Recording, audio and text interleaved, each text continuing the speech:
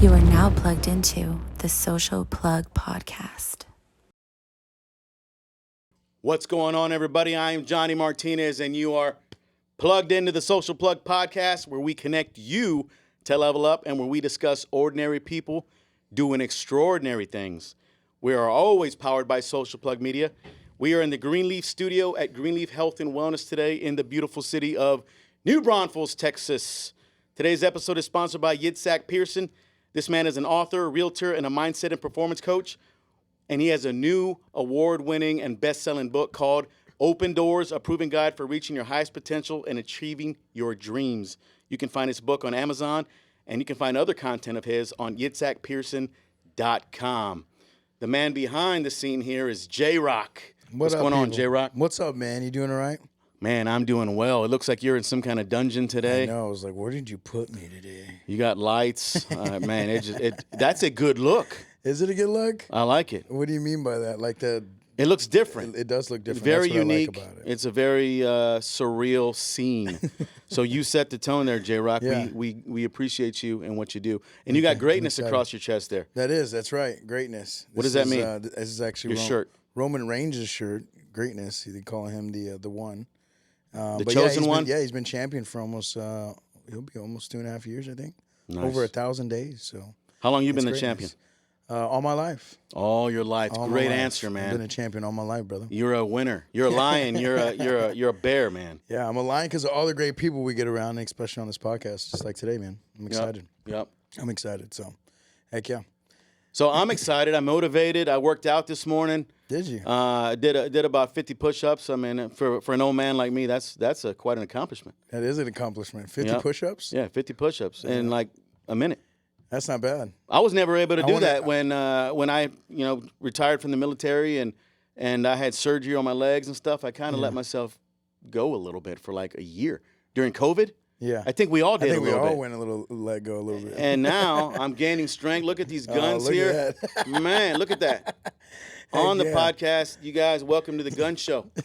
All right. So as we progress, hopefully these muscles progress. There you go. And our mentality and everything else progresses. So I want to know who's counting those push-ups though within that minute. Hey, is that Jessica? Is that in your mind? It's integrity. We're on the honor system. Oh, is that what it is? Yes. So if I said we did 50, J-Rock, I did 50. There you go. Integrity. All right. Integrity. Trust, faith, and confidence in the program and doing it right. There you right? go.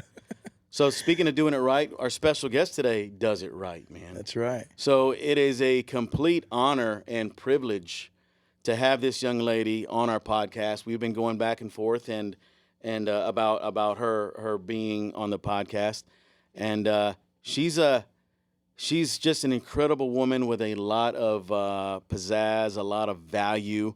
She's always smiling. She's always providing something for people. She has a lot of worth, and she's a winner. So, special guest here, Evelina Solis. Look at that smile. I told you. Told you she had the big smile. So I'm going to formally introduce you. So I'm going to give you some bullets on our resume here, which is also your resume, but this is the resume that I'm reading for you, right? So when I pull out your resume, I not only see a badass, all right? And you got all the words behind you. So you got the words like authentic, kind, resilient, passionate, determined, unique, innovative, so on and so forth. There's like 100 words there. But all of those describe you, right? But I'm also going to describe you a little further. You're a #1 best-selling author. And we got the book right here, right on the table. All right? It's called Shine Your Light. So we'll get into that. You're a Light Beamers ambassador.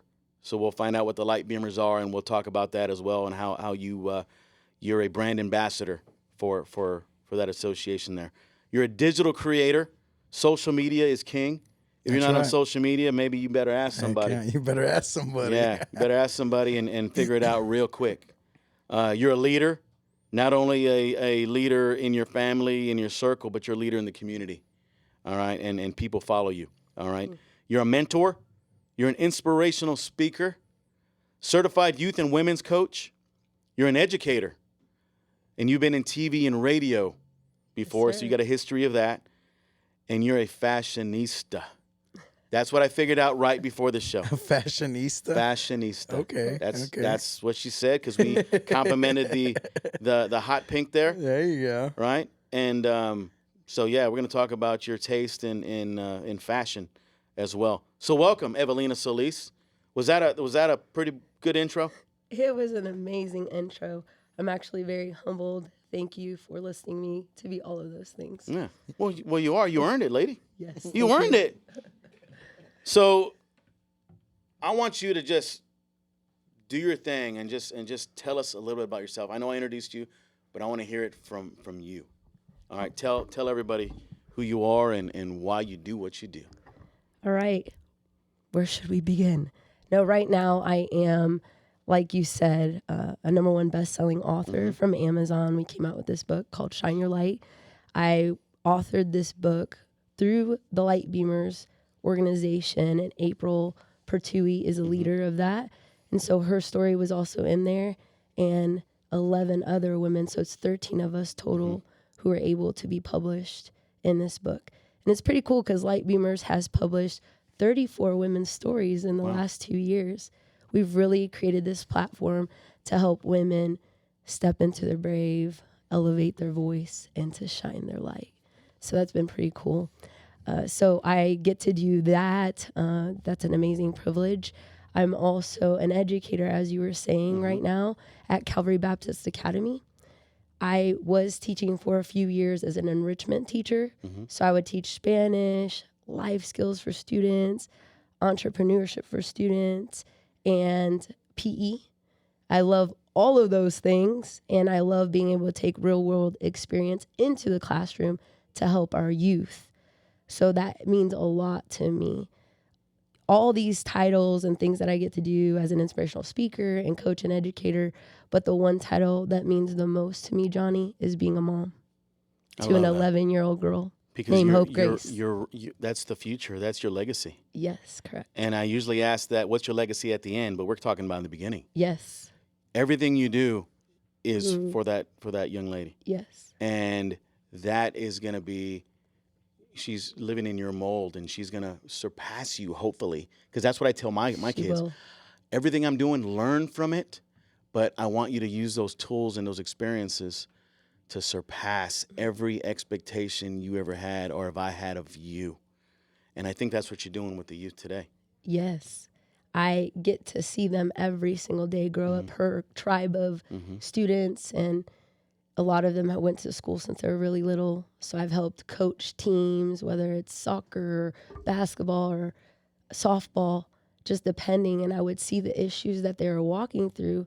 And it really concerned me because for a long time, I worked with young adults and like women and men. You know, I went through that whole season of working with them. But as my daughter was getting older, I realized the state of emergency that the youth are going through.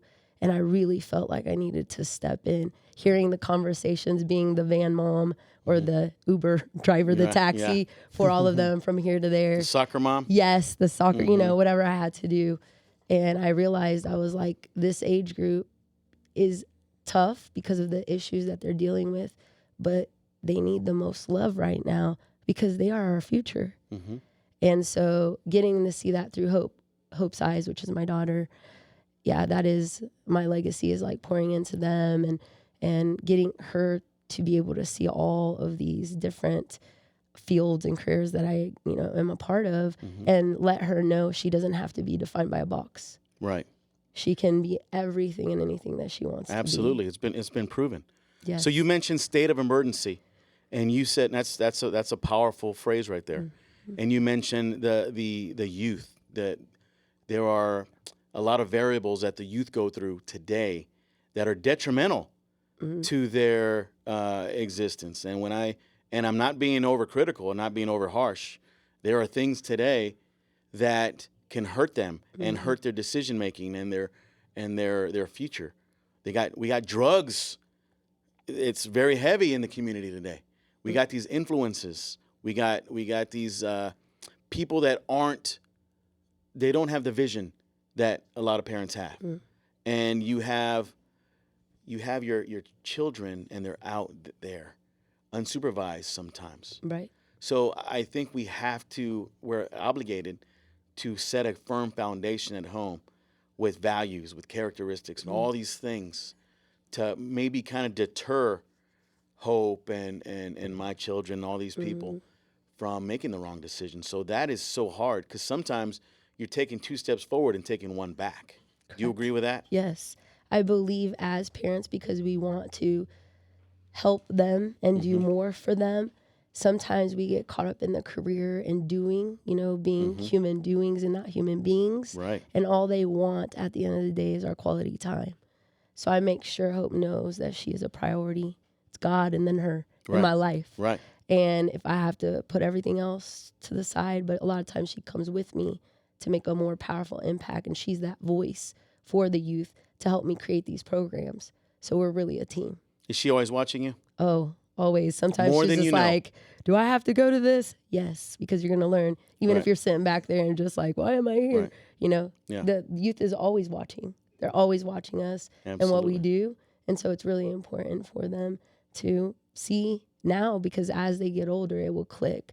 But yeah, these kids are going through drug issues, depression issues, more than ever since COVID, anxiety, mental health issues. It just all of it encompassed, eating disorders. I mean, you name it. I work a lot with high school right now and middle school, and I'm seeing it everywhere, even at a young age, like 4th and 5th graders talking about their weight. Why? Because of what society and who's raising them. If they're spending a lot of time in front of social media and TV, they're thinking that these people are flawless, but they're photoshopped. Right. And so we have to be real mentors, real people in front of them and show them, we have our struggles too, but we're just trying every day to be better. And so I want that for them. I want them to realize and discover their God-given potential and know what that is by identifying their strengths to be able to walk out what their purpose is. Absolutely. So how was your upbringing? How were you raised? I was raised with a really big Mexican family. Yeah. We grew up. J-Rock as well, myself as well. There you go. Yeah. Yeah, lots of tias and tios and primos. Yes. So I grew up with a lot of drinking. Drugs were around. Poverty. We didn't know we were poor. Yes. Yeah. J-Rock, did you know you were poor? I didn't know I was poor either, and a lot of drinking as well. Yeah. Not too much drugs. But it was the norm. Yeah. That's all we knew. We're going over to my uncle's house, whatever, and he was drunk, and that was the norm. Yeah. We didn't think that he had a drinking problem or he was depressed or he needed help, and it was just normal. It doesn't help when some of these parents are telling their kids too when they're younger that they're taking their medicine. You know what I mean? And then they're like, oh, then they grow up, they're like, wait, that's medicine. And they get to that age and they're like, wait a second, that's not medicine. Right. You know what I mean? So it's just things like that, just funny things. I think that it's crazy. So do you think how we were raised plays a role or an impact on how we are as adults? Oh, for sure. I mean, a lot of our families, like growing up, I had a big, loving family that was very involved. My dad was a blue-collar worker, and my mom, for most of the part, got to stay home. But achieving high goals and wanting more for life wasn't really an option because they were trying to survive day by day. There wasn't talks about financial future investments or what it looks like or like being this powerful Latina. Thankfully, I have tias who have went after their goals and their dreams, and I've seen that through them wanting more. And it's not that my mom didn't want more. She could have been a lawyer if she wanted to because she has all those great skills. But she chose family. Like God created her to keep the family together and be like the peacemaker. Right. And I love that she has that role, and she's an amazing grandmother, And my dad the same. I mean, their position in life and their role, they did it the best to their ability, and they did what they can. But yeah, watching them growing up, it was hard because even going to college, I'm a first-generation college student. Who do I ask? Like, where do I go? What am I supposed to do? Trying to figure all of that out. So that led me a little while after the whole journalism thing. I know we'll hit that later, but was to go back to the university and help students get scholarships.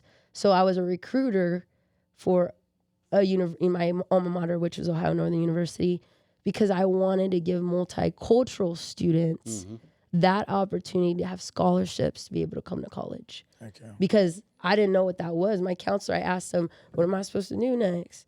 Where do we go from here? And he just looked at me like, kind of like, figure it out, you know? Right. I'm not saying, because I grew up in a real small town outside of Chicago. It's a little farm community 2 hours south, about 6,000 people at the time and 2 stoplights. Mm-hmm. Lots of cornfields, y'all. We were the sweet corn capital of the world. Yay, go Hoopston. And we were the corn jerkers was our mascot. Right. Well, anyways, it's like one of the most original names in the country. But this was my reality, right? So me talking as a kid, like I wanted to be the Latina Oprah. Yeah, Christina was on TV growing up because we watched English and Spanish television. But I didn't like, because a lot of her stuff was real trashy. And in the early Oprah days, she really got into like getting to know people's story and why it happened and figuring out what drives them, what makes them passionate, and why they do what they do. And that was like my classroom. She was my teacher. You were inspired by that. Yes, I was so inspired by her. So I would look at her and I'm like, man, she owns a TV show, you know, her own network. She has books. She, you know, goes out and is able to get any interview in front of any powerful person that she wants. She had a platform. She brought value. So I'm like, how do I do those things, you know, by kind of just, I guess, mimicking some of the things. Right. I don't believe in all that she does now, but back then I thought, wow, this is a woman and she can do this. Yeah. So yeah, like our upbringing has an influence in our lives, and there are some things that our parents just didn't know how to teach us. Bless their heart, I said this before, the opportunities and resources weren't there for them. My parents, they were hard workers. They taught me a lot of things about responsibility, but they weren't hard on me about grades. They weren't hard on me about going to college because it wasn't instilled in them. But hard work was instilled in me by my dad. My mom always said, you got to do something with your life. She said, change the way we are, be better than us, and get out and find your way. I joined the military, and in that decision, it opened up a whole realm of possibilities and opportunities for me.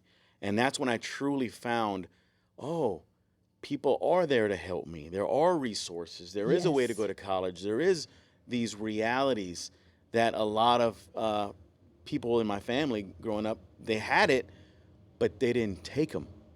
And in life is about decisions. Yes. Right? 100%. Because you can either go to the left and hang out with the people that were just doing the fun stuff every day. The fun stuff sometimes doesn't equal production, right? Correct. Movement doesn't equal production.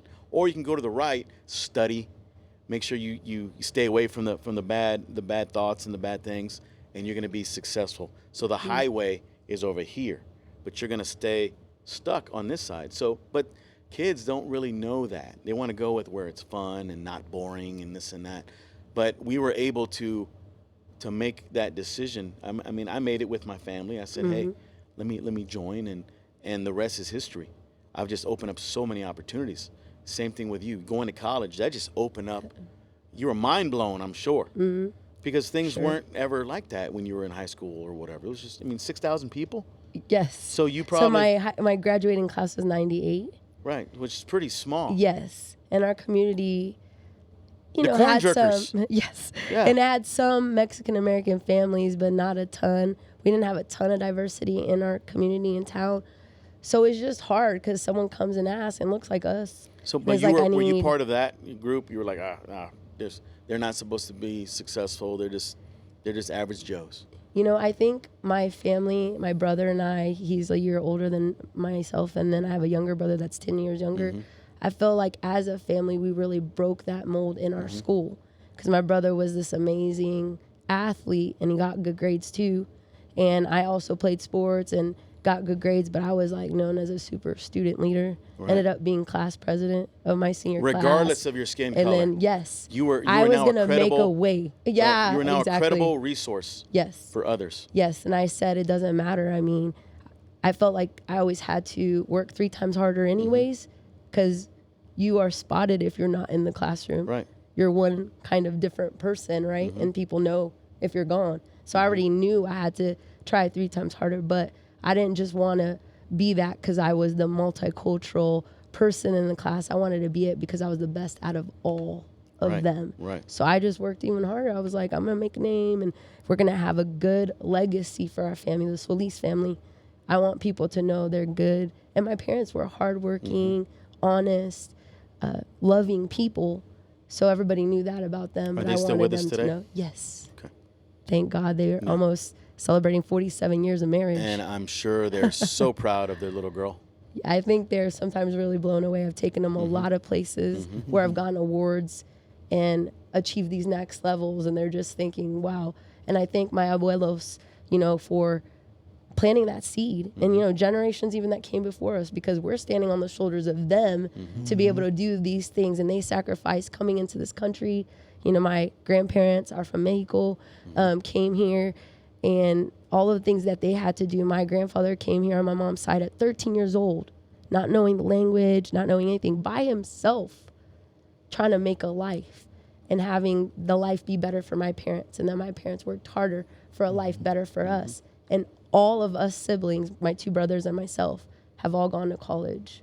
And we're graduates and off on our way doing You are amazing living the things. American dream. Correct. I got a question. Yes, sir. What was how was your parents taking in all this success and the things that you were wanting to do in life young, like wanting to go to college? How did they accept all that? Okay, I'll take you to this one moment and great story, because this kind of like nails it. So after college, or during college, I worked really hard. I double majored in broadcast journalism and Spanish. Okay. I wanted to be the Latina Oprah. So I had my eyes set on New York City. New York City is the #1 media market in the country. And usually people don't go to New York City until they've been in the business like 10, 15 years, and then they make their way there. No, I was going straight to New York City right after I graduated. So my dad had this conversation with me, and they were really concerned because I was the first one to go off to college. I was, an hour and a half away from home at the time because they had moved to Ohio, and I went to Ohio Northern University. So I wasn't too far, but I was the one that went the furthest way. And they were just telling me, oh, you could do this and you could do this. And, being a broadcaster, you're going to miss a lot of holidays, a lot of birthdays. And all I could think is I have to make a sacrifice now to make a name for myself and my family and for a legacy. And then later on, I'll get to enjoy that free time and those finances that will come with all of that. They didn't understand and see that. Yeah. They're just like, you're leaving. I'm my dad's only daughter. I am a daddy's girl too. And so he was just like, when I told him I was going to go for this really prestigious fellowship in New York City to work straight in entertainment news right out of college, he was like, say what? He actually said, te van a matar, which is like, dangerous. they're going to kill. Yeah. Out there, it's a very dangerous, you watch the news, it's happening all the time, shootings, some kind of killing, things going on. And they're like, you're going to leave a town originally that I grew up in of 6,000 people to go to the biggest city in the country. What are you thinking? Yeah. 13 million people in one little area. Yeah. And I was like, yeah, because as you get older, your dreams and, you have more responsibility and things happen. So I knew that is where I was going to set my eyes on. And sure enough, I landed that prestigious fellowship in the country. Look at you. Less than 20 people in the entire world received that fellowship. I think it was like 20 or 30 people. And I was one of those people, and worked straight in artist relations, which is in Westwood One Radio and CBS television. So my first job out of college was working red carpets and movie premieres. That's so cool. How was that? So That is so cool. And what did your parents say at that point? They just were like, okay, there's nothing stopping her. And they came to visit me. I had professors come to visit me, people who had told me that's not possible, or how does that happen, writing me every day. What are you doing today? How's it going? It was the most incredible experience. I covered all these movie premieres, these at the time of CD release parties, So you were on TV or on radio? Both? I did both. The last gig that I had was at the Latin Grammys, and it was because it was on September 11th of 2001. Who was one of the winning artists back then? The Latin Grammys, was You it? know, I was Daddy actually- Yankee. I was actually sitting in Jennifer Lopez's seat, and like, she was with P. Diddy or Diddy or Yep. whatever they call Diddy. him now. Yeah, They Diddy. call him Diddy Puffy now, right? Combs. Yeah. So P. many Diddy. names. He's went through so many transformations. But I thought what was the coolest, because it was the Latin Grammys, was I was watching, you know, Vicente Fernandez like singing, Luis Miguel. So not only the people that I watched like on English television, but on Spanish television with my abuelos or my parents or whoever it was. But it was cool because I was getting to live out all their dreams too. You were next level, and That's I'm sure crazy. this position built so much confidence in you. Oh yes. You were on cloud 9, and you knew you can accomplish anything. If you can do that, what else can you accomplish? Yes. So that's when you probably started looking at other things that you wanted to get your hands in. Oh yes. I just said the sky is the limit. With God, you can do all things. You know, So with with- man, not everything is possible, but with God, yes. With that opportunity, what tentacles grew or what roots grew from that? So many amazing opportunities. I was in front of people that found Oprah. Like I got to go one-on-one with Barbara Walters because we got backstage passes. We were on the live show at the time. It was like David Letterman, and then like Regis and Kelly was the show that was happening back then. Just getting to meet all the #1 people in every market and getting to ask them those questions, like how did they start and what happened. I mean, it just opened so many opportunities. And a lot of my friends who were in that fellowship, they didn't necessarily go into entertainment news. Maybe they went to work for Netflix, or they went to work for, Google or whatever. In some capacity, they were working with media, but it didn't always look like, entertainment news. It could have been production side. It could have been the producing side, the directing side, because you need to know how to do a little bit of everything to be able to work in the field. But honestly, I was able to connect with so many people, and even, people now to bring them to be able to speak and stuff. I still have those relationships. Right.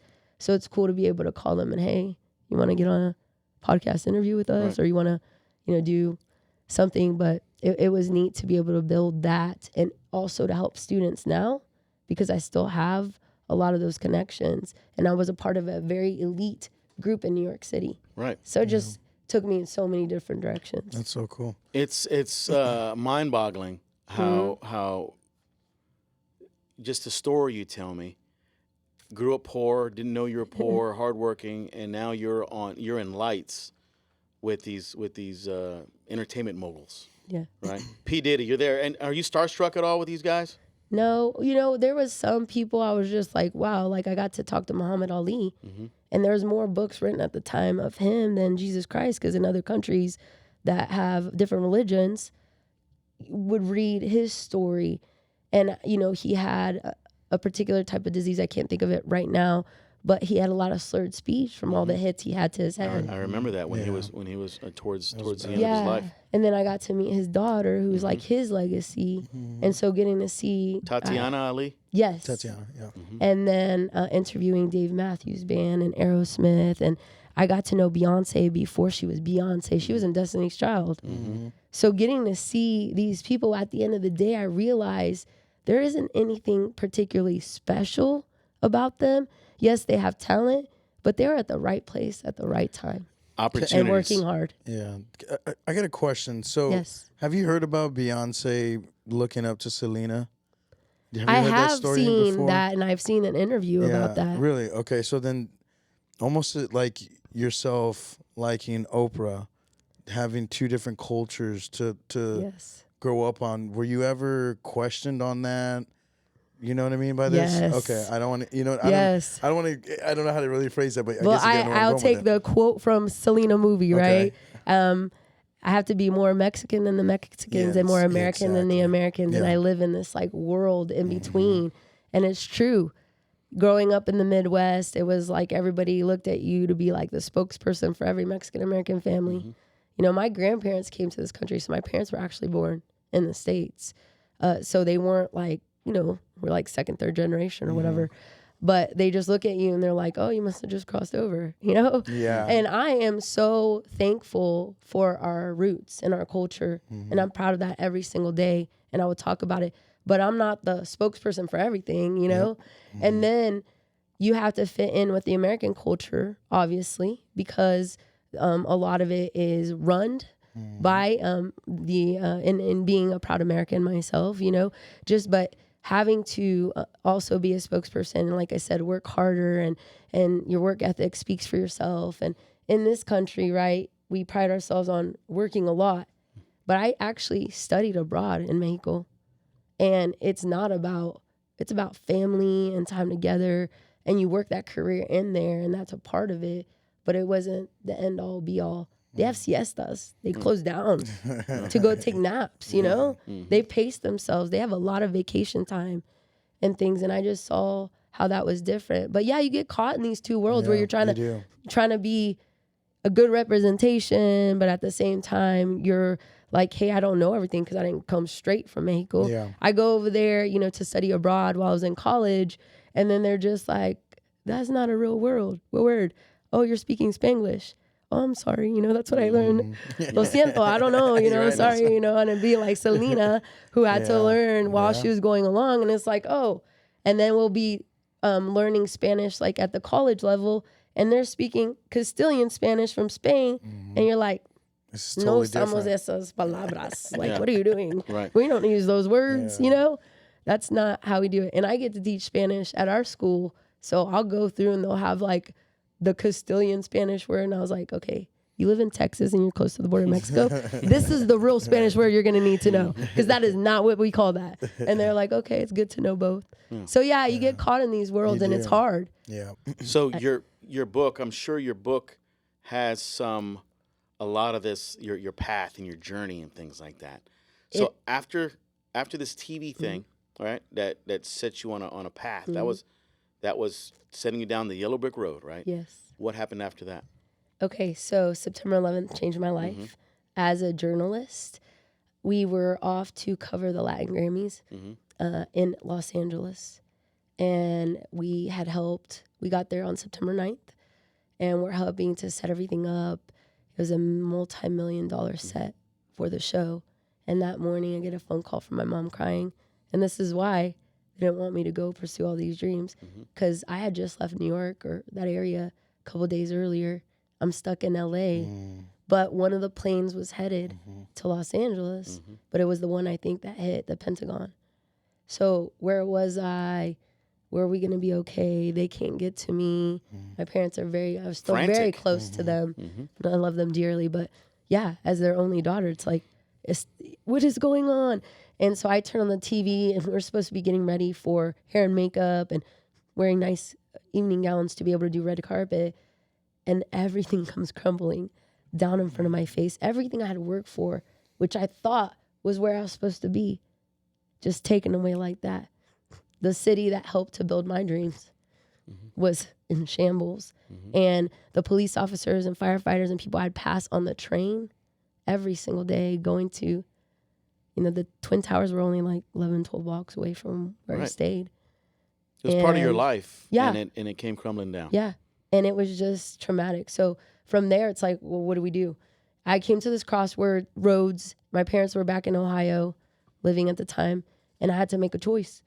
Like, you know, keep trying to pursue this dream or find something because I need to pay bills. And so I tried to pursue all the dreams, but all the doors shut. The only one that stayed open was my former alma mater. And I had gotten calls right when this first happened to come work with them, come recruit students, tell my story, because I'd already done all these big things, and let them know that they could do the same thing. But I was like, no, I'm not returning back to somewhere I already left. I'm moving on up. Well, God humbled me, because I ended up returning, and I was able to go to places being bilingual and recruit students to get scholarships to come to college while I was trying to figure out what was next for me. Right. So I was like coordinator of multicultural recruitment, and then I got to learn a lot about other cultures and like why these things were important for them, and certain celebrations or cultural history months and stuff, like why everything is so important. And so I learned a lot in that process, doing admissions, recruiting, and going to territories all across the country. I even got to go to Puerto Rico because I was able to speak Spanish and like recruit some of our baseball players and do things that I normally financially probably wouldn't have been able to do because I had just came out of college months earlier. And so I landed for quite a few years, I would say like 7 to 9 years in higher education. I worked at Ohio Northern University, ended up at the University of Miami in Coral Gables, Florida. I was the assistant director of multicultural recruitment. Assistant director of multicultural programming there, and got to help with all the student programs. But if you think of Miami, it's as international as you can get without leaving the States. Right. Everybody from everywhere. So, some of my friends were Haitian, some of them were from Honduras, El Salvador. So even other Latin American countries that we don't get to see as much here in Texas because everybody's usually from Mexico. So I'm learning whether the word Hispanic or Latino is the right word to use because some people find each of those words offensive. Yeah. And learning like the terminology behind that. So it was a huge education ground for me. And then I went from the University of Coral Gables at Miami. I was young too. I was probably in my mid-20s to University of Texas at Austin because I had these health challenges that were coming up. That's the part that's in the book. The book couldn't cover a lot of the earlier years because there's only a chapter. Okay. But hopefully I'll come out with the whole book soon. A lot of people are getting it firsthand right here. There you go. But I got to go and work at the University of Texas at Austin and create the Leadership and Ethics Institute. So I got to interview and research all the leadership and ethics institutes across the country and build a program for UT that still exists today, that there's leadership minors, leadership majors, people doing stuff in leadership with master's programs. I helped to create that leadership institute. So we need to add trailblazer. Thank you. To your resume there, because you're a trailblazer. Thank you so much. Not very many people can start a program at UT and then consistently keep it going. Yeah. So you learned a new skill set when you went into recruiting. Yeah. And you gained a whole circle of network. And you started networking there and started. Yes. In recruiting, you got to overcome objections. You got to be able to negotiate. You got to do all these different things. It's not just a job. Hey, come on over here and sign up. No, it's not that easy. You got to interview the parents. You got to make sure the parents are on board and the influencers that they have in their life, boyfriend, girlfriend, husband, wife, whatever. So recruiting is tough. Yes. Being able to influence people, you got to have not only swag, but you got to have that credibility. And they got to be able to trust you and have faith and confidence that you're going to be able to help them accomplish their goals and dreams and desires and passions and all that kind of stuff. Yes, and I had to speak in front of a lot of these schools. And I had a lot of inner city schools. Hundreds of people, thousands of people. Going through metal detectors and, I had like all of Detroit and I had some of the major cities like in the whole Michigan area. Because I was multicultural, one of the only multicultural people at my school, they sent me everywhere. So, I'll be in Puerto Rico one day, and then I'll be in all the suburbs or in inner city Detroit the next day. So people judge you. They look at you, and they automatically judge you and say, she don't know what she's talking about. It's a girl. Why am I even listening to this? How can she help me change my life? Right. Why listening to her is going to be a value to my time? I mean, there's all kinds of naysayers. And in life, there's naysayers. We'll talk about that in a bit. But there's you did a Facebook post, and I wanted to make sure that we covered stuff like that. But you're a trailblazer, and you're resilient, and you kept things going. So you mentioned hospital. Yes. What happened there? So this is what is in Shine Your Light. Okay. I had a very scary incident happen, and I'll take you right to that place, and it lands you right in the book. But it was July 28, 2009. I was speaking at St. Edward's University. That's my daughter's birthday, by the way. That's when she was born. Really? The day before was my mom's birthday. She begged that day. I went to the doctor, and she said something was off. And she begged the doctor not to let me go do the speaking engagement. But he said, she'll be all right. So I go to plug up this amazing presentation because I've done a lot of public speaking all my life as a journalist, in front of people, in front of these schools, in front of these deans, in front of these presidents of these university, traveling all over speaking. And I was going to bring this presentation to a couple hundred teachers from Spain. They're here visiting at St. Edward's in South Austin. And I go plug up my USB, and I have a really big seizure. Never happened before. Never. I had some things leading up a couple years before that didn't make sense, like low-grade fevers, hair was falling out. I had these little bruises on my legs called petechiae. Blood levels were off. And I was a super healthy person. I was like training for a half marathon at one time. Like I've always stayed very active. I love playing sports, being active.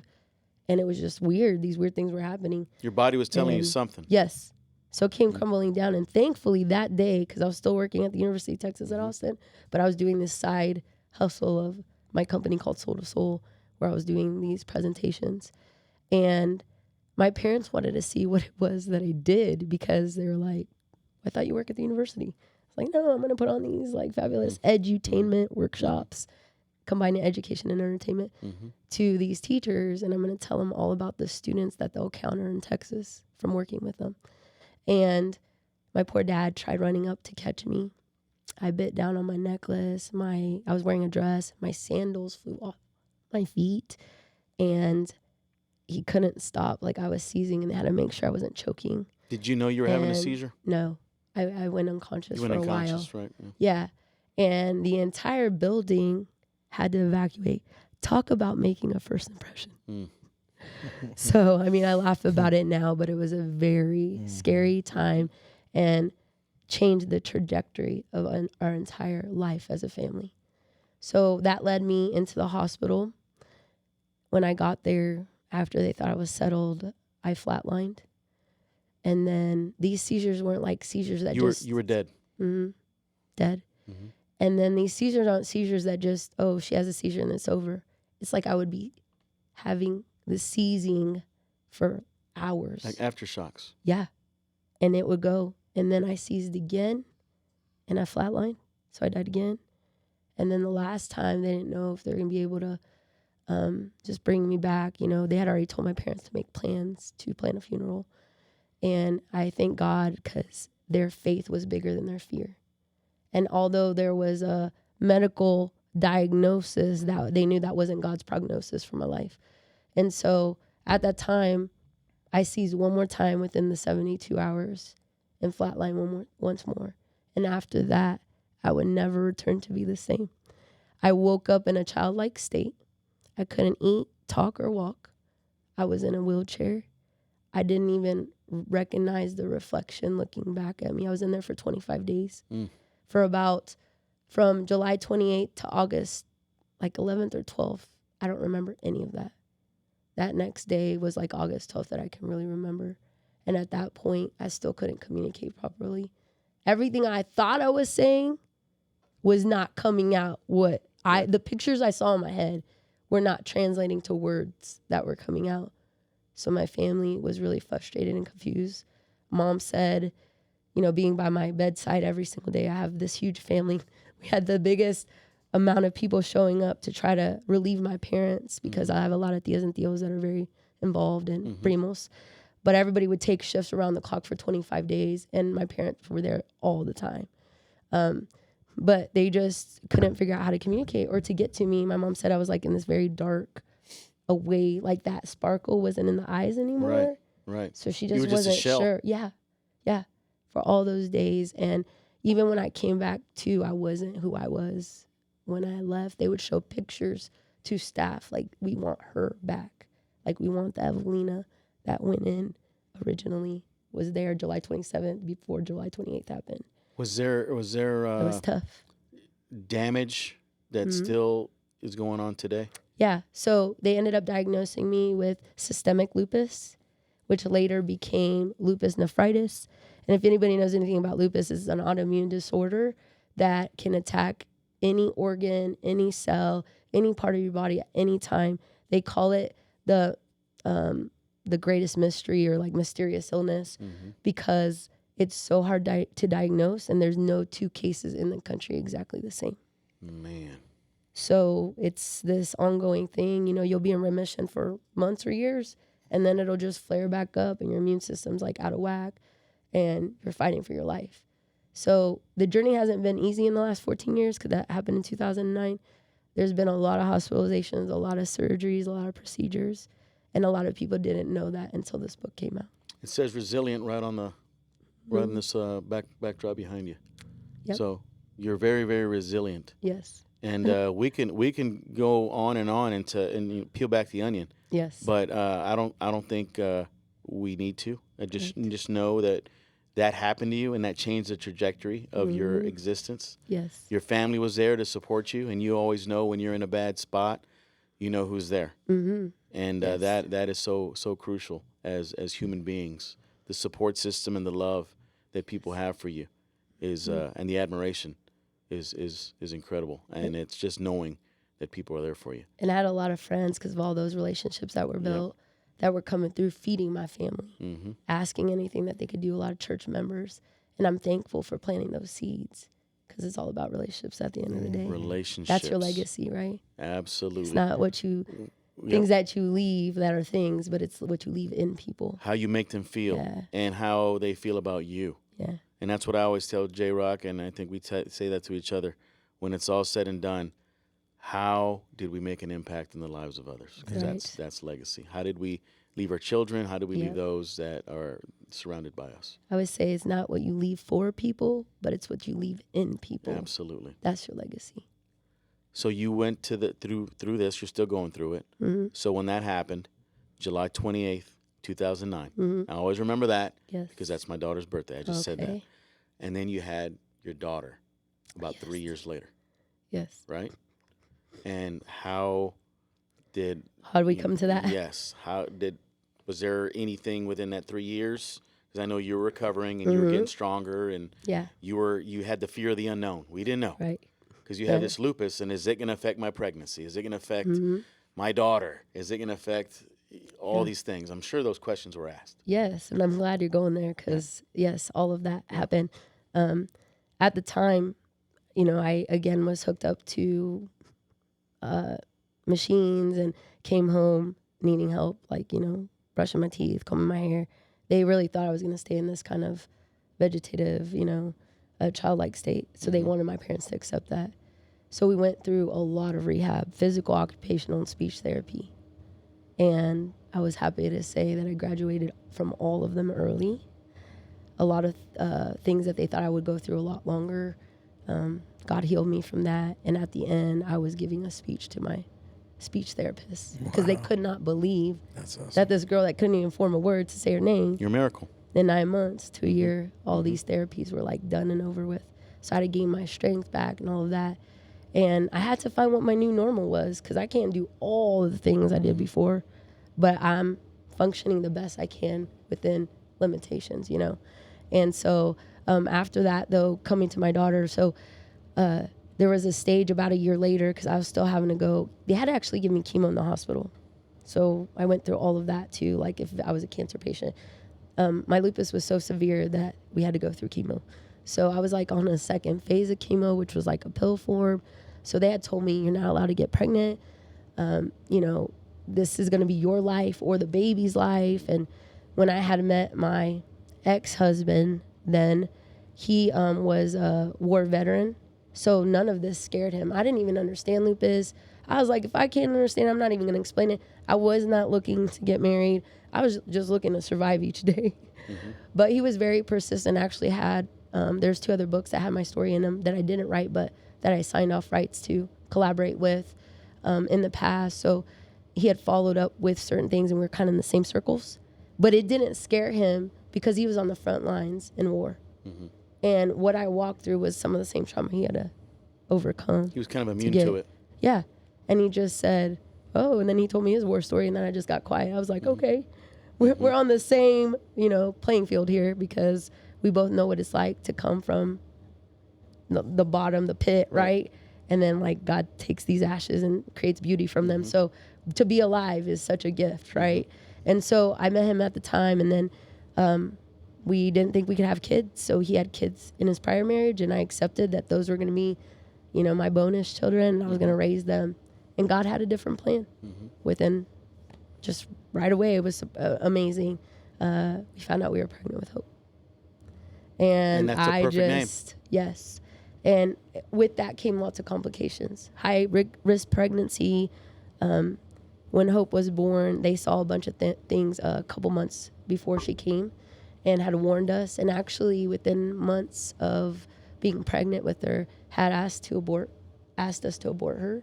But I believe anything God brings you to, he'll bring you through. And so that was not an option for us. So when Hope was born, she had a hole in her heart, a collapsed bridge in her nose, one less rib, one extra lumbar vertebrae, and had to see like a lot of specialists as well. And this was all due from your lupus. Yeah, because I was on all this heavy medication and didn't think I could get pregnant. When you go through chemo, usually, but God was like, hey, I'm bringing her to you, and this is going to be your gift. So at the time, God really brought to us, like, by the grace of God, he brought her into our world to bring us hope. And so her name's Hope Grace. Yeah, perfect name. And Wow, that's awesome. so how is she today? You know, she is a thriving, very intelligent, witty, sporty girl. And she's been cleared from a lot of those specialists, and a lot of people would have no clue. So she already has a testimony, and she wrote a book with her class earlier this year that inspired me to write Shine Your Light, or to be in the book Shine Your Light with the Light Beamers. That's so cool. Her and her class made this funny story of how the Grinch saved Christmas to throw a twist, you know, instead of him stealing Christmas. Right. Or how the Grinch got saved is what it was called, sorry. But yeah, her whole class came together and they published their book in February. That's amazing. And then my book came out in October. So she challenged me. Yeah. She said, Mom, your story's been written in other people's books. Yeah. And you had this interview like 10, 12 years ago. I know she watches everything. And she's like, I'm keeping you accountable. It's time for you to write a book. I said, okay. And then the book Opportunity with April Pertwee, I'm grateful for her, came open to write and Shine Your Light. I love that. She challenges you and she holds you accountable. Yes. And she does. that is awesome when your child holds you accountable. Because we said in the beginning, they're always watching. And it's not always your words, it's your actions. They want to know if you accomplish things. They want to know if you finish what you start. Yes. And how you treat people and how you're treated. How men treat you and how other women treat you and how you're respected. Yes. They know how people approach you and call you ma'am and Evelina, you are inspiration to me. She listens to all that. Yes. You know? And I love it because when I was done with the book, she said, Mom, I'm so proud of you. And it couldn't have came from a better person. No. Because she's watching. And that tugs at your heart every time. Exactly. So Hope was born. How did your career prosper? She gave me my why, my purpose to continue to fight every single day. Because there's still battles I have with my immune system. I was telling you I had an upper respiratory infection like 5 weeks ago, and I have not struggled this much in a while, where it's been like nonstop getting hit with stuff. But I would tell you, when you are closer to reaching or in an alignment with your purpose, the enemy is going to attack harder.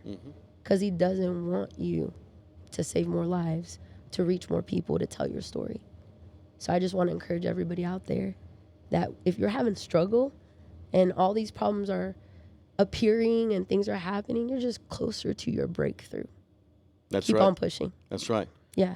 Push through. So she is my why, and everything has changed since then because now I'm like, I have that fire and that passion again to do all those things I wanted to do earlier.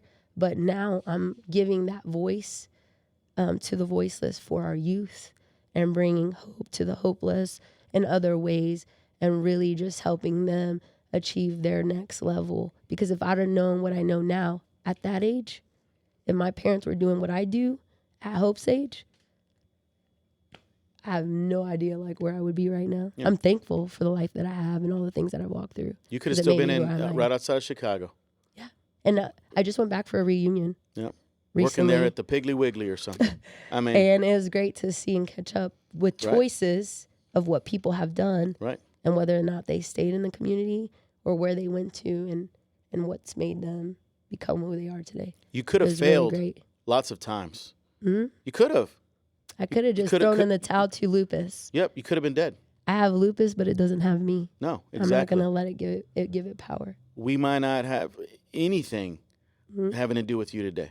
And you're a warrior. I will add that to your resume There as you well. go. Right? I mean, you're a hero, you're a warrior, all these things, and you're inspiring us. I'm all about women's empowerment. I'm all about human empowerment. But there's a lot of powerful women today And I'm all about lifting whoever up that we need to lift up, because everybody deserves an opportunity. Everybody deserves a chance. Yes. You just got to be able to make those decisions. We all make decisions every day. Am I going to dress this way? Am I going to brush my teeth? Am I going to take a shower? Am I going to go out and build this relationship? Am I going to say hi to this stranger over at Starbucks? That stranger can be your life changer. You know, that can be the opportunity to go work in TV and radio at Madison Square Garden or at Radio City Music Hall, whatever. So there's so many opportunities out there. I was even a sportscaster in college. Sportscaster? I Who was did you cover? The Knicks? Sportscaster of the Or, year or in college. Or the Bulls? You know, I was a huge Or Bulls fan because Ohio, it was right? Michael Jordan and Scottie Pippen. Yeah. We're all Illinois fans. Yeah. Chicago Cubs, Chicago Bulls, like, What about the Cardinals? no. No? Is it the Braves? No. Isn't the Braves Well, out there too? My Well- family in Chicago, because I still have a lot of family there, is split household of Chicago White Sox and Chicago Cubs. Ooh. But for the most part, you know, growing up is Chicago Bulls, Fighting Illini, University of Illinois. Is Michael Jordan the greatest basketball player of all time? Yes, sir. Are you're not biased? My daughter would say Steph Curry, but Steph Curry. she loves Steph Curry. That's the thing with the She's a with the huge fan. with the Yeah, with the the young kids. kids. They all Yeah, like they all wanna Steph shoot Curry and three-pointers. Kevin Durant, those kind of things. I'm an old school. I think Mm-hmm. Michael Jordan, Magic Johnson, and I'll throw Kareem Abdul-Jabbar in there. And yeah, Kareem. Kareem Abdul-Jabbar. Is your daughter still hooping, right? Oh, Your daughter's yes. still hooping. She is on a competitive basketball team right now called Thunder. It's for students that are in like a hybrid school or a Homeschool. homeschool program. And there was no 12U team. She's 11. She made that spot on 14U, y'all. Boom. Hey, Boom, let's boom, go. boom. I love it. Yes. And this is a girl who was born with all these birth defects, but people don't know. Yeah. She's probably like, Mom, why are you telling all my business on this Right. podcast? Do you think those birth defects have helped her? I believe it's going to be her story, her superpower. Just like I feel that, you know, God gives us these superpowers. You may not see it that way, but it can be your greatest lesson, your greatest teacher. And I talk about lupus being that in this book. I could look at it and be bitter, but you know what? It's made me better. You beat it, and you're going to beat it. You're going to I'm gonna continue to continue beat to it. beat it. You're going to I'm dominate fighting it, every stomp day it out. that I live and I can breathe. I'll Right. be here. I'm fighting. Right. So my daughter that was born on July 20, 2009, she got diagnosed with thyroid cancer.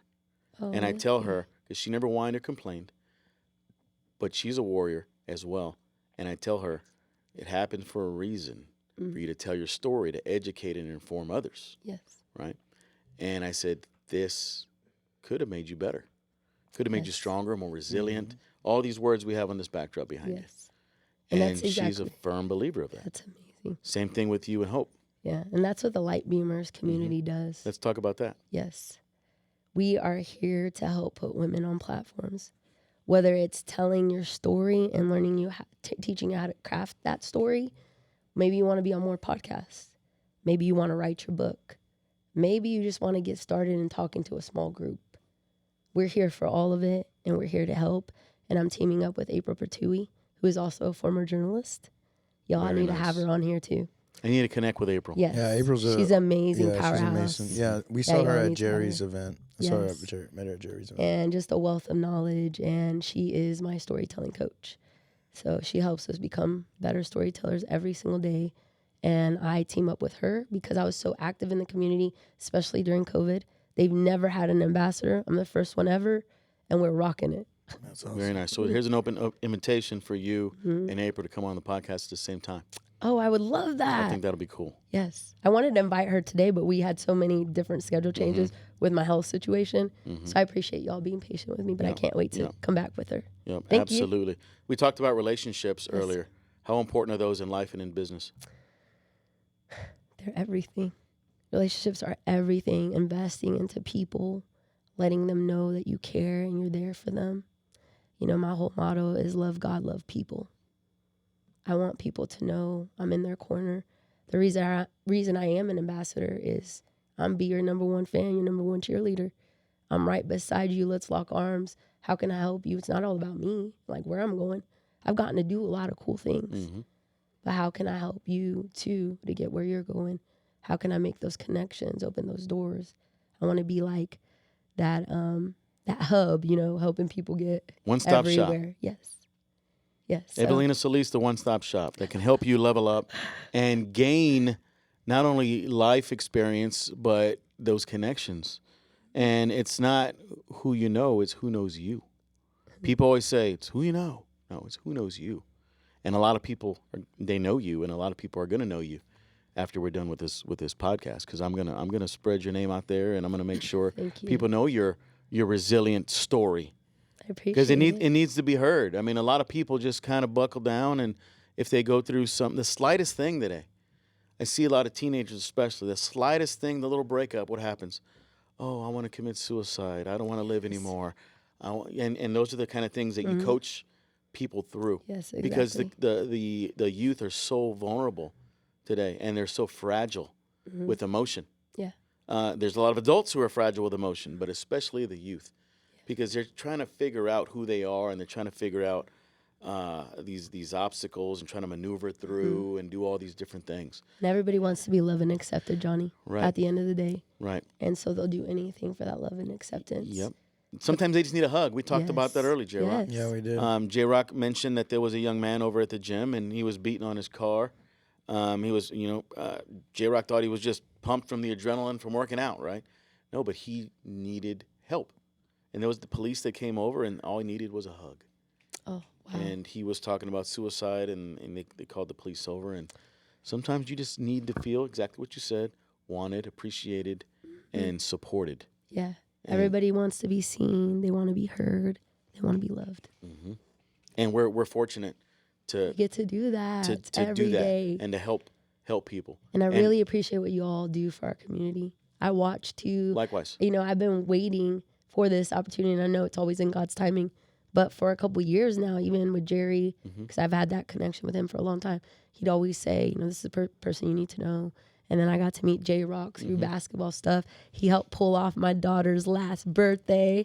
Give it up for J-Rock. There you go. Last minute, we were in a bind, and we got to do some basketball party for her, and she was just so excited. And to see that smile on her face. I do a lot now as a single parent, and so I'm mom and dad a lot of the times. Yep. And does that help you grow? Oh, yes. I know it's a little tougher. Oh, yeah. But you got to fill that masculine role as well. How does that affect you? It is hard.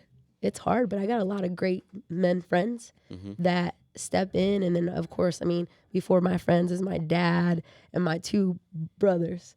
They hold it down for us and are always there. So and her dad is involved in her life, but he's back and forth outside the country. And so when he's in Mexico, he can't be in Mexico, he's here, but he has a lot going on over there, so he's gone a lot too. But when he's here, he tries to be involved. Let's get into some little tougher, more direct questions here. Yes, sir. Do you have doubters, naysayers, things like that? Do you have those people that say, Evelina shouldn't even be where she's at? I'm sure they're like, this girl is full of all sparkle and shine. It can't be that way all the time, I'm like, sparkle and shine, but always be kind, people. Come on. Yep. But yeah, there is those people. How can you be so happy? Your struggle's so tough. Like, come on, that's not real. Man, if you were where I was and experience whatever experience, even just a little percentage, you would know why I wake up with joy for the ability to have another day in this life. And so, yeah, to my naysayers, hey, they got a front row seat to success of what's happening. You're appreciative of life and Yes. the just waking up every day. That's a gift. Yes. And we hear people say it all the time, Steve Harvey, and everybody has, it's a cliche, right? Appreciate what you have. My mom used to say it all the time. We don't have everything, but appreciate what you have, son. Yes. And I am appreciative of what I have today. I'm appreciative of my life.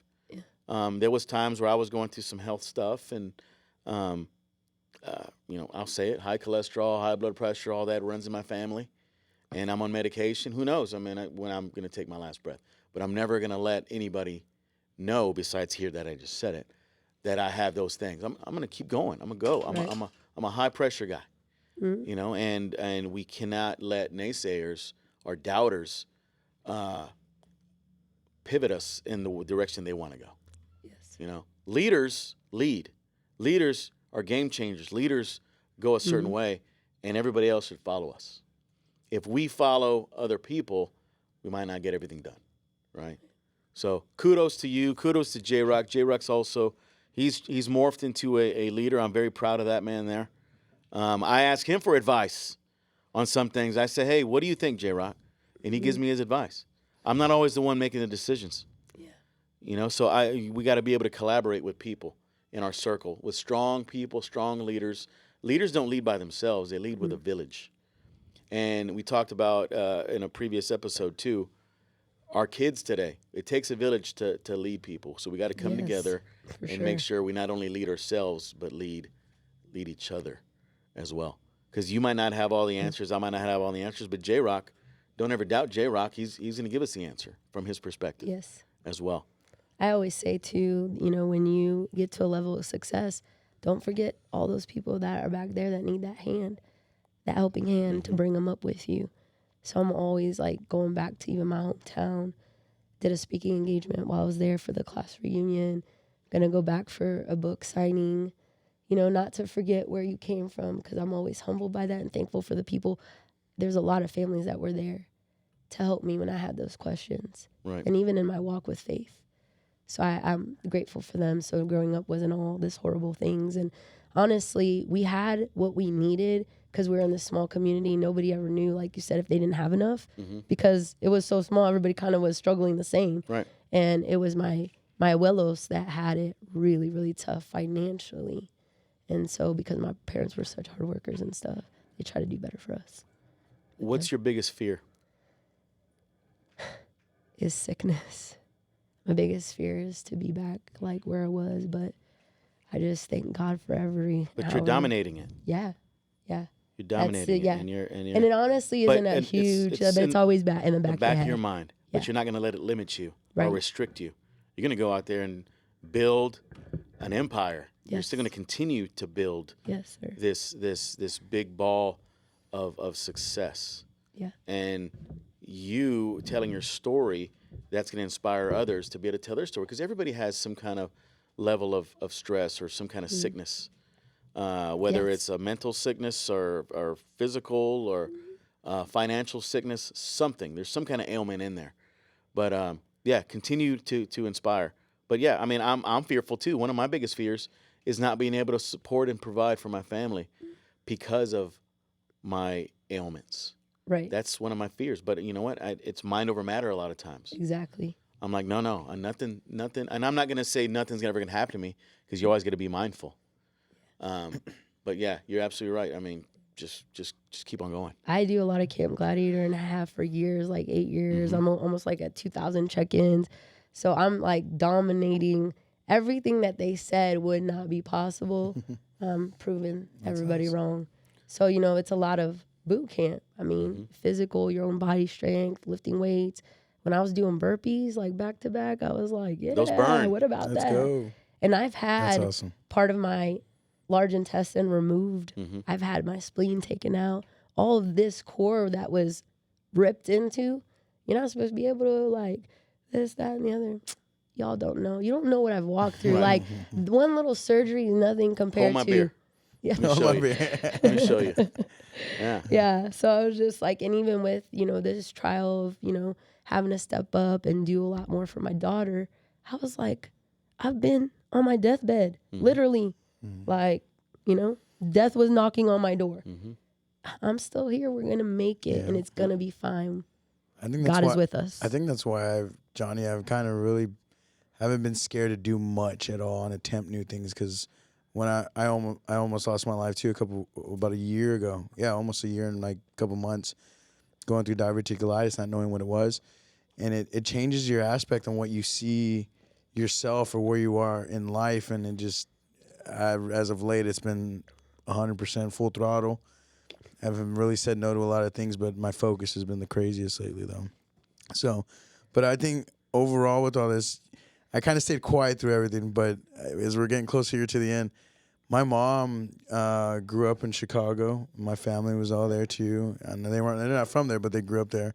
But my grandfather, when they moved him here, right? Our family, but my mom also went through lupus, so I'm like getting the feel of this whole thing. Wow. She had they thought she had fibromyalgia all these years, and it turned into her having lupus. So they've been treating it all this time. So definitely know the struggles of what you know. Obviously, you've had it tougher than her, but I think this is also gonna. I'm hoping she definitely watches this to get encouraged to do great things just like yourself. So Yes, so Mama, keep watch pushing. this. That's Let's right. go. Keep pushing. Anyone with any, like you said, illness, genetically, you're going to face it in some way. You're going to have a family member that you're dealing with that you have to caretake for. Shine Your Light is going to help you with that because it's holding on to your purpose. And it talks about how to live full and die empty. And if you still have breath, which if you put your hand over your heart and it's beating, that means God isn't done with you yet. You still have so much to accomplish. So go after it. Let's go do it. LFG. Let's Yeah. go. Yeah. So where can we find the book Shine Your Light? You can get it from me personally, locally, if you're here, but also on Amazon.com. The proceeds to our book go to Kiva, which is an organization that helps to provide microfunds to women in underserved communities. So they're women that will help provide for their families and put food on their table. So we're able to give back to that because there's 13 authors. So if you split that up, it'd be too hard from Amazon. So we all have agreed, and April came up with Lynette, who is our publisher, to have that go toward Kiva. And we thought it was a fabulous idea. Let's help other women get their wings and help provide for their families. Absolutely. I know before the show, I'm just going to hit this real quick. Manifesting. Yes. Do you manifest a lot? Yes. Tell me how. Yes. I'm in deep prayer a lot of the time, meditation, doing all the things and just dreaming up what God has for me, but just really being in alignment because obviously I've gone places that he didn't really want me. Then September 11th happened, all these things. So I'm like, what am I supposed to be doing? What lesson do I learn in this? And that's like the question I ask now. Right. Not like, why is this happening to me? It's like, all right, this is my cross to bear. You're going to have to give me the strength to get through this, to be able to show other people we can come out on the other side. So, but yeah, manifesting, I have big dreams. I want to create a podcast for our youth. So maybe that's something we can talk about. Sure. I want to be able to bring up topics that they're dealing with and give them voice in our community. I want them to go around and talk to businesses and do it from a youth perspective, like how, they're our next generation. So they need to know how it's going to benefit, like what's in it for them, and how they need to take care of new braunfels. And so I want to talk about all that. I'm in a classroom almost every single day helping with high school. Right now, I teach a lot of other grades too, but right now in high school, and I just hear what's on their heart and mind. I was like, they have so much like talents, creativity, potential, and these gifts. Yeah. So let's tap into that and show new braunfels. It's not just people who are seasoned who have all the success, but these kids can start and have a voice here in this town. So that's something I want to do.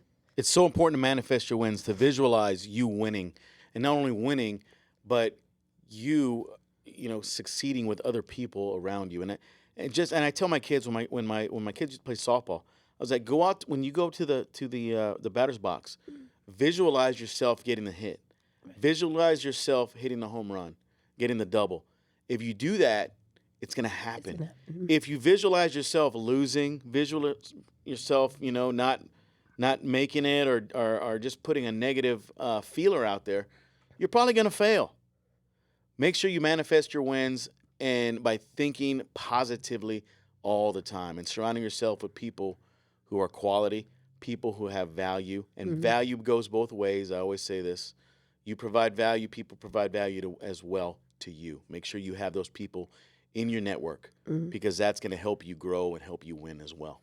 I do these youth programs called Shine Your Light events. And it's like these open gyms, and they get a little bit of everything, but they get to play all kinds of sports. And it's a lot of like minute-to-win games. Sorry, I'm a little congested. But it's amazing to see because they are the leadership behind it. I get the publicity out and make sure everybody knows about it, but I have these leaders that step up, and a lot of it is planned by them. And we're giving back to the community December 15th. We're going Christmas caroling and, celebrating all the things we've done for the year. but I love also being a part of that. And like we've manifested programs and how we want to collaborate with other people and create a conference for them. And they have all these amazing ideas, and I want to help them carry those out. Absolutely. That's amazing. You got an amazing story, Evelina. Thank you. And we can't wait to get this out and send it to the masses and do what we need to do. So besides here today with us, where else can we find you? EvelinaSolis.com. And honestly, if you just Google Evelina, it's Evelina Solis, Solis, as my daughter says, you will find her. Hey, You'll find me. I She's love just like, Mom, I tell my friends, just put your name in Google. They'll find everything. Yep. Kids always Google us, and Yeah, my it's kids weird. Google I'm like, me. And they're really? like, You Google me? Like, Yeah. She's like, yeah. There's this one funny time that I got to be in a Mariah Carey video. So that I'll never live down. She'll let me know. That's awesome. were you singing? No, I mean, I was kind of like, but I was there to work on the production side, and then they threw me on the video because they needed extras. And so I'm in the scene and I'm just jamming, shake it up. Yeah. So J-Rock, we need to find this Oh footage. Yeah, my we goodness. do. No, don't And not put we'll that have up to- we'll there. have to put that on the That'll, video. that'll be fun. Yeah, it was funny, and it was the remix, the Shake It Off before Taylor Swift did Shake It Off. It was the Mariah Carey Shake It Off remix, and she did it at the VMAs. Very And I awesome. got to be on that Nice. video. Hey, I like the Mariah Carey All I Want for Christmas. That's one of the best Christmas Oh songs. yes, Mariah Yeah. Carey is a diva. She is one of the best voices still alive today. Not gonna lie, big Mariah Carey fan. I Yeah. grew up around my mom a lot, listening to R&B music, and she was Yes. one of my favorites. So. Whitney Houston, Mariah Yep. Carey. Yeah. When You Whitney know. Houston sang the Star Spangled Banner, the national anthem, back in 1993 for the Yes. Buffalo Bills game. Wow. I can't believe you Chills. remember that. That was the best rendition of the national anthem I've ever heard. So we can research that too as I'm well. gonna have to go J-Rock. look at that, bro. I Whitney haven't seen that Houston one. sings the national anthem. All right. Amazing singer. So do you have a Facebook that you want to give a shout out to about the book, about April, anything like that? So you can find Light Beamers Community on Facebook. Just type in Light Beamers Community. You can come be a part of our crew. We will help you with all things. There's so many free resources in there. And we would love to help you tell your story so people can hear it. And then Evelina Solis, just type that in all over social media. We can help you there. And then Shine Your Light. Like I said, you could either get it on Amazon, you can direct message me, and I can help you with all of that to be able to get your hands on this book. Because it's not just my story, it's 12 other women's powerful, transformational stories and what they've had to walk through. Somebody can relate. And it's not just for women. Yeah, women wrote this, but I feel men can get stuff from it. Yeah. And how they came out on the other side to shine their light. Men have challenges just like anybody else. Go through some health concerns. And Relationship issues, Relationships. mental health issues. You know, a little bit of everything is in there that people can relate to. We'll talk about this one, April, right? It's April when she comes on. Johnny, Yes. actually, I was over at when Jerry brought her over, and that morning, I had a really horrible day. And we were talking about everything she talks about, telling her story. And I kind of just stepped up and talked about something. And when we were talking about, man, I got emotional. She'll probably remember me. I do remember that. I got super emotional, and I will talk about it on that podcast when we bring her on, what I went through that day and why I was emotional. But it did hit me whenever we were talking that day. So you are some amazing women. I love it. Thank you. Well, Evelina, thank you for what you do to make an impact in the lives of others. You are definitely a superstar and a rock star in my eyes and in the mind of a lot of people. All right. Greatest of luck to you and hope and everything else that you put your hands on. You're a successful lady. You got a great story to tell, and we can't wait till this podcast airs. All right. So you can also find us on social media as well: Facebook, TikTok, Instagram. We have socialplugmedia.net is our website. We're always looking for sponsors. We're always looking for people with great stories to talk about their challenges and their successes. Ordinary people doing extraordinary things is our thing. So we want to make sure that we have some great stories to tell because we are storytellers. Big shout out to Yitzhak Pearson at yitzhakpearson.com. He is today's sponsor, and big shout out to Greenleaf Health and Wellness. We are at the Greenleaf Health and Wellness Studios today in beautiful New Braunfels, Texas. With that said, we are unplugged from the Social Plug Podcast. Thank you for watching. Thanks for your support. Big shout out to Evelina. J-Rock, thank you for what you do. and we will see you soon.